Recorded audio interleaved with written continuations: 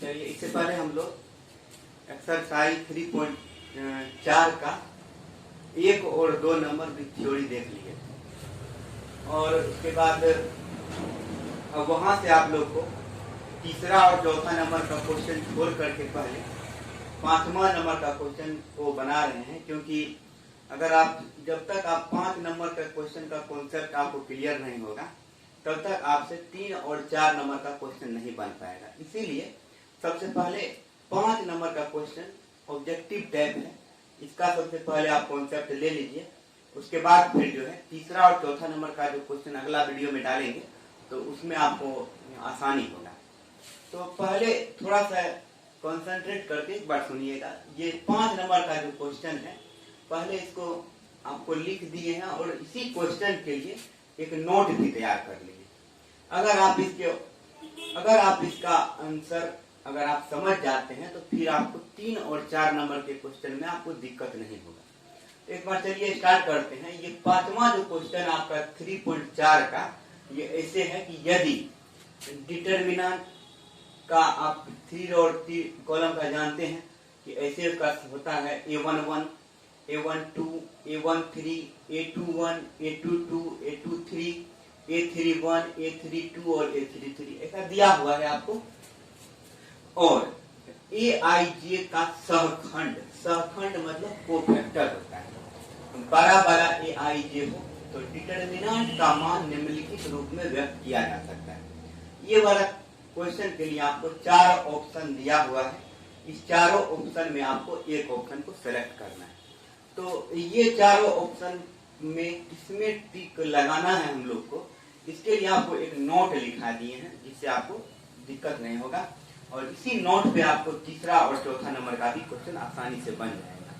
तो एक बार इस नोट को देख लेते हैं थोड़ा कि किसी भी डिटरमिनेंट्स, अगर कोई भी आपको डिटरमिनेंट्स का अगर दिया हो तो किसी भी डिटरमिनेंट्स का मान ज्ञात करने के लिए, वैल्यू ज्ञात करने के लिए उसके किसी एक रो, चाहे आप जो रो लो, पहला रो चाहे दूसरा चाहे तीसरा, या कॉलम चाहे पहला कॉलम लीजिए दूसरा या तीसरा, कोई भी रो या फिर कोई भी कॉलम लीजिएगा तो उसके प्रत्येक अवयव को उसके कोफैक्टर के साथ गुना कर जोड़ दिया जाता है।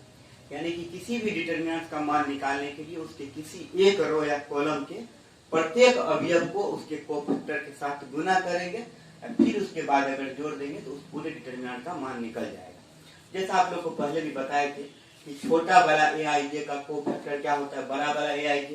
इसी प्रकार से अगर हम आपको ये बात कहें कि A11 का कोफैक्टर क्या होगा तो आप लोग कहिएगा बड़ा वाला A11। A12 का क्या होगा कोफैक्टर, बड़ा वाला A12। A13 का क्या होगा, बड़ा वाला A13। इसी प्रकार से इस A32 का क्या होगा, बड़ा वाला A32। और A33 का क्या होगा, बड़ा वाला A33। तो देखिए हम लोग क्या करते हैं कि पहला ऑप्शन को देखते हैं, उसी से आपका क्लियर हो, क्योंकि जो अवयव रहेगा उसी का कोफैक्टर के साथ उसको गुना करना। अवयव का गुना उसके कोफैक्टर से, जो अवयव का गुना उसके कोफैक्टर से करना, चाहे वो रो का हो चाहे वो कॉलम का हो। लेकिन चलिए पहला ऑप्शन नंबर हम लोग देखते हैं। यहाँ पर क्या है कि अवयव है आपको A11, ये कोफैक्टर कितना है A31। सबसे पहले आप लोग हमको बताइएगा क्या A11 का कोफैक्टर क्या बड़ा वाला A31 हो सकता है क्या?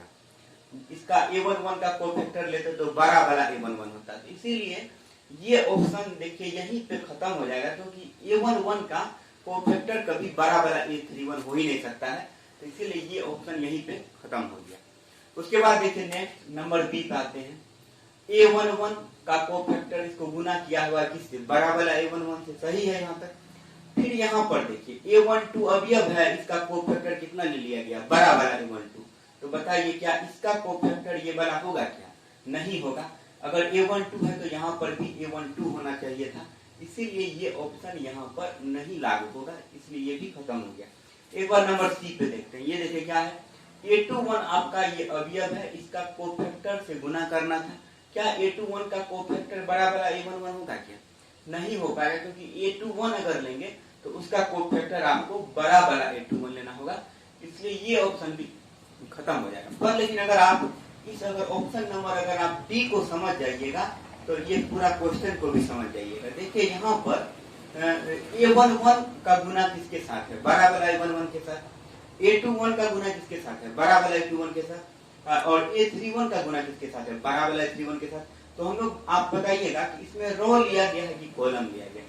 देखिए यहाँ से A11 लिया है, फिर ये A21 लिया है और ये A31 लिया है। ये वाला क्वेश्चन के लिए इस कॉलम का प्रयोग किया हुआ है। पर आपको हम ये बात बताए हैं यहाँ पर नोट में कि किसी भी डिटरमिनेंट का वैल्यू निकालने के लिए, मान निकालने के लिए, उसका कोई एक रो या कोई एक कॉलम का प्रत्येक अवयव को उसके कोफैक्टर के साथ गुना कर देंगे, उसके बाद क्या कर देंगे, जोड़ देंगे।